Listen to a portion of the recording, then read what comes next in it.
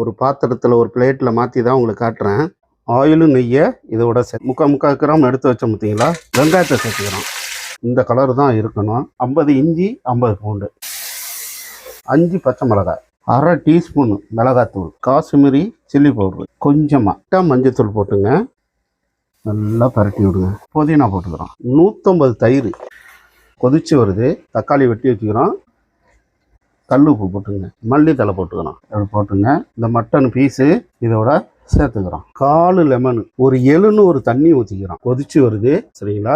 3/4 மணி நேரம் லோ ஃப்ளேம்லேயே வச்சுருங்க. 1/2 கிலோ ரைஸு இப்படி வந்திருக்கு பாருங்க. ரைஸு இந்த அழகு இருக்கணும். இதோட போட்டுக்கிறோம் சரிங்களா.